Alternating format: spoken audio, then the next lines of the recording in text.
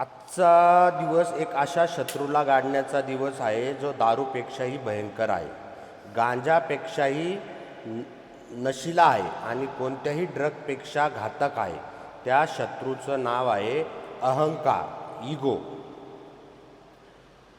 खुद को समंदर समझ बैठा था, एक कतरे ने मुझे डुबा दिया. गुरूर था मुझे मेरे वजूद पर, एक बोतल ने मुझे रुला दिया. आपल्याला एका आरशासमोर उभं करतं. हा डेली रिफ्लेक्शन.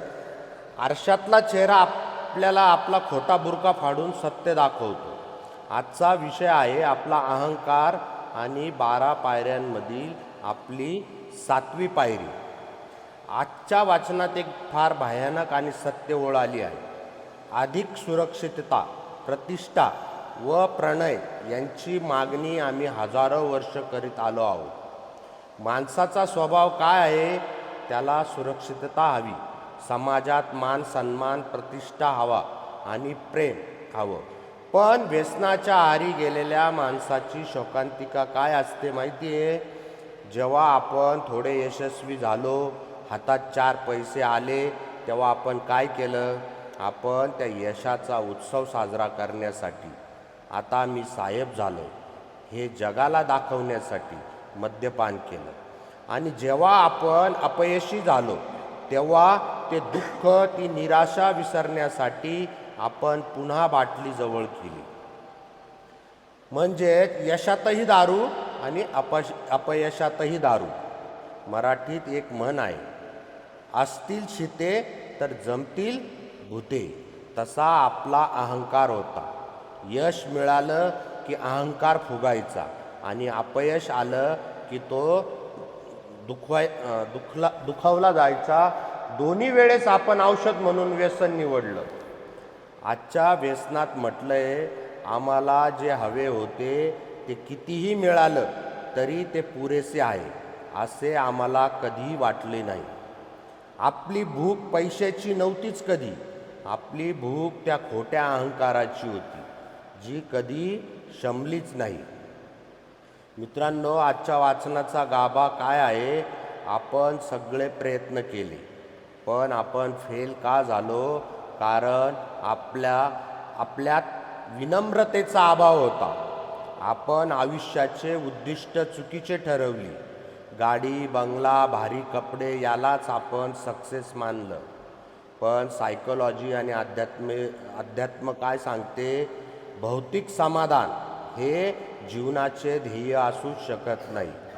जीवनाचं सर्वोच्च उद्दिष्ट आहे चारित्र्य उभारणी. हिंदीत एक फार सुंदर म्हण आहे, अधजल गगरी छलकत जाय. अर्धा भरलेला माठ जास्त छपछप करतो. आपला अहंकार त्या अर्ध्या माठासारखा होता. आतून आपण पूर्ण रिकामे होतो, पण बाहेरून जगाला दाखवत होतो की माझ्यासारखा शहाणा कोणी नाही. सारासार विचार करण्याची आपली दृष्टीच हरवली होती. 7वी पायरी आणि हरवलेला एक शब्द.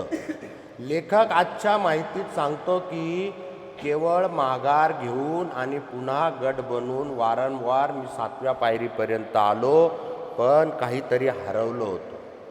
मित्रांनो, 7वी पायरी काय सांगते? आम्ही देवाला, वरिष्ठ शक्तीला आमच्या उणिवा दूर करण्याची विनंती केली. लेखक म्हणतो, मी देवाकडे गेलो, पण माझ्यात तो जोर नव्हता. मी एका शब्दाकडे दुर्लक्ष केलं होतं आणि तो शब्द होता नम्रतापूर्वक.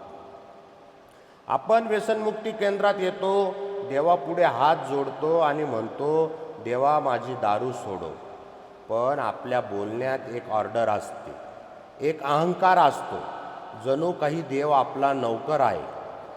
जोपर्यंत आपण गुडघे टेकून, डोळ्यात पाणी आणून, अत्यंत नम्रतेने हे कबूल करत नाही की देवा मी हरलोय, मी शून्य आहे, तू मला तार, तोपर्यंत कोणतीही शक्ती तुम्हाला वाचू शकत नाही.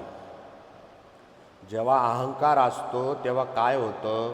आजच्या वाचनात लेखकांनी स्वतःचे 3 लक्षणं सांगितली आहेत. जी तुमच्या माझ्या सगळ्यात आहेत. नेमून दिलेली कामे बाजूला ठेवणे,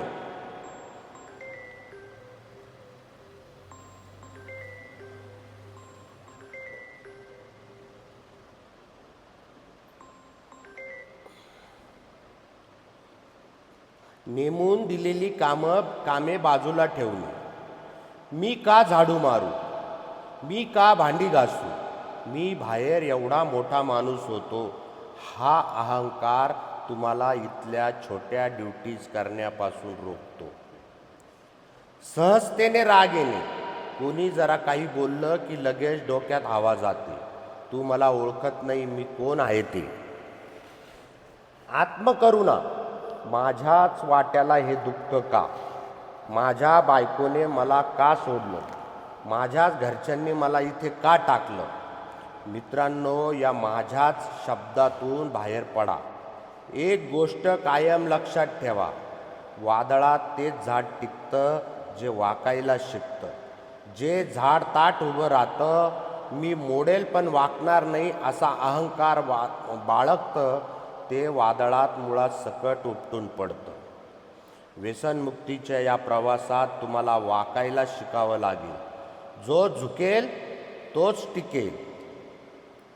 शेवटी लेखक एका अहंकार खाली येण्यापूर्वी चढतो.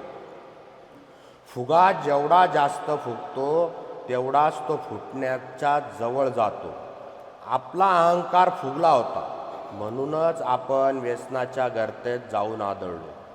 आता वेळ आली आहे हा अहंकाराचा फुगा फोडून टाकण्याची. SNBT प्रेरणा व्यसनमुक्ती केंद्र तुम्हाला हीच शिकवण देते की इथून बाहेर जाताना बँक बॅलन्स किती असेल हे महत्त्वाचं नाही आहे, पण तुमचं चरित्र असं असलं पाहिजे की लोकांनी तुमच्याकडे बघून आदराने मान झुकवली पाहिजे. मिटा दे अपनी हस्ती को अगर कुछ मर्तबा चाहे, कि दाना खाक में मिलकर गुले गुलजार होता है. म्हणजे जर तुला मोठं व्हायचं असेल तर स्वतःचा अहंकार मातीत मिसळून टाक, कारण जेव्हा बी मातीत गाडलं जातं तेव्हाच त्यातून एक सुंदर झाड निर्माण होतं.